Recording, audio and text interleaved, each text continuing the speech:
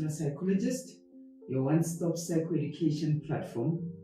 We try to keep the content fresh and also relevant according to the season and according to what is happening in the current affairs. Just as a reminder, we are operating Pretoria Psychologists has extended its services in Ndala-Magoro, also known as Witbank. So the 013 is Pretoria, 013 people. Just contact us on our 012 office line for assistance and appointments.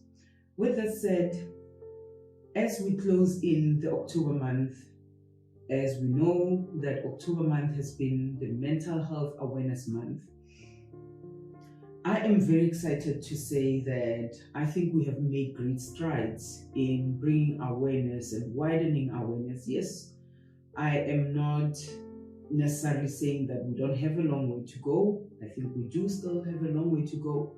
But in looking at what has been done and what has been achieved, I think we can definitely pat ourselves in the back in different corners and different pockets on what we have been able to do just to conscientize and bring awareness and to advocate for mental health.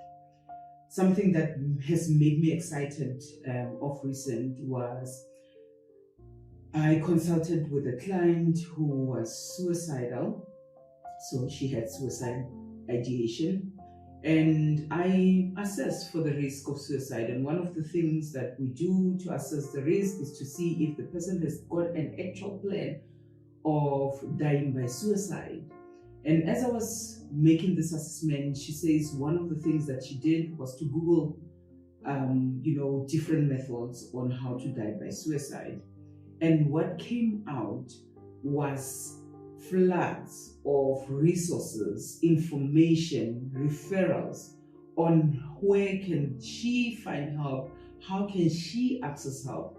This just goes to tell me that there are different groups of society and different levels of society that are working towards and thriving towards bringing as wide of awareness and interventions as possible. I mean, for a Google search to be able to bring such results, where else, I think even a year ago or two, I've not checked that much, but it will have been ways in which a person can die by suicide instead of bringing out the results of ways in which they can reach out for help.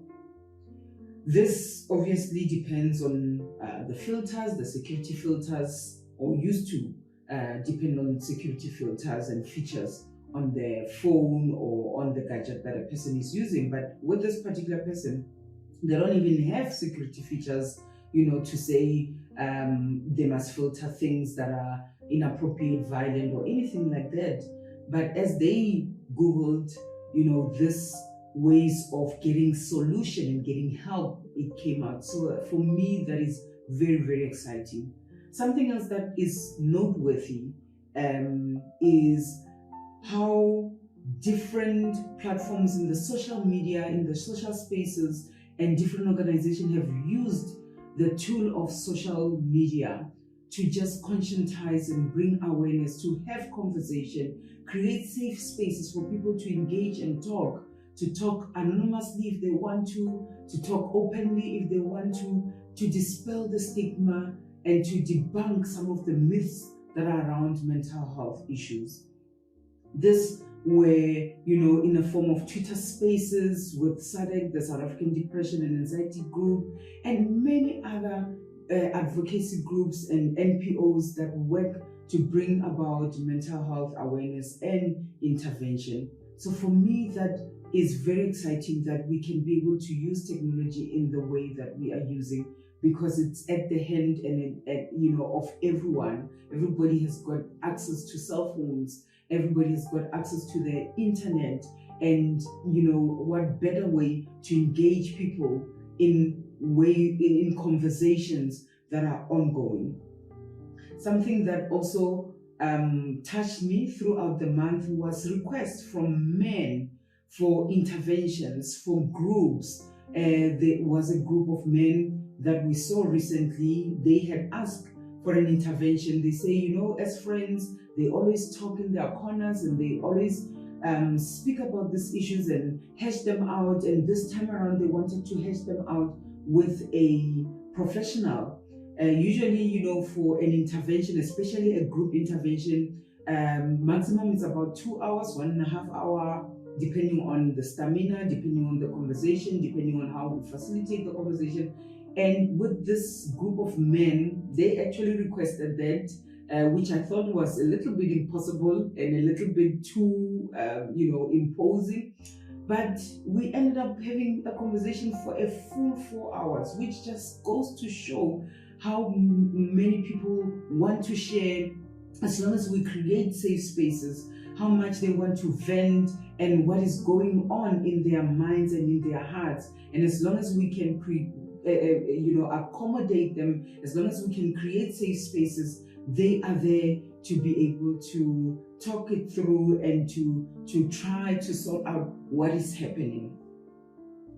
I was recently in an event where one of you know, somebody who has been in the media was speaking, and these are some of the places where I say we still have a long way. And he was talking about statistics, and he says he's putting together a conversation that is going to talk about why are men killing children so much. The statistics that he highlighted was that in the past 90 days, so meaning 3 months, there's been 1,000+ children dying at the hands of men. And I mean, this is shocking when he put together the numbers, because, you know, we know of isolated cases here and there. Very recently, there was a 4-year-old who was mutilated by a man. And for him, he wants to investigate how come our society has become so violent.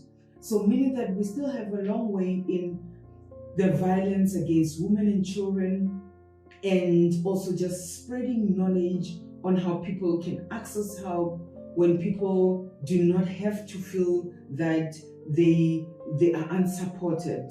I was also recently at a couples retreat where I was talking about mental health, and I think for me October has been good because I had all these invitations to different places, different platforms, different organizations, churches, communities, media to speak. And so in this forum, it was, you know, so the group was saying, but as men, sometimes when we go to report, we feel unsupported, and that is why most of us die by suicide.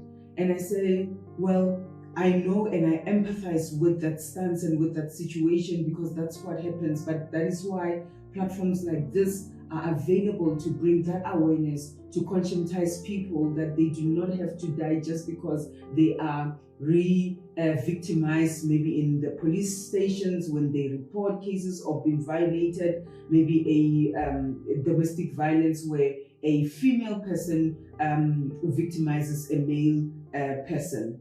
So it is via sharing and via talking that word and information can be spread. And as I said, we still have a long way to go, and platforms like this one, platforms like SADC, Lifeline, many other helplines that are available 24/7. Yes, ours is not available 24/7, but dropping us an email, dropping us a message, calling us, there can be help on the other side. We have put in a resource list in the description if you want to refer and want to know more about how else can you access the services.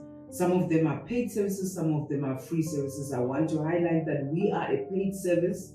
We give this service for free, but in terms of consultations, we are a paid service, but there are many other services that can be accessible, that are of good quality, where you can be contained, you can be heard, and, you know, be able to get help from there. There is no shame in seeking help. Actually, you are showing a strength, you are showing a sign of strength by reaching out for help, because you're saying that I want to still be alive. With that, It's me, Ndala-Magoro, signing off for the October month. We'll see you in the next month of November. Keep well.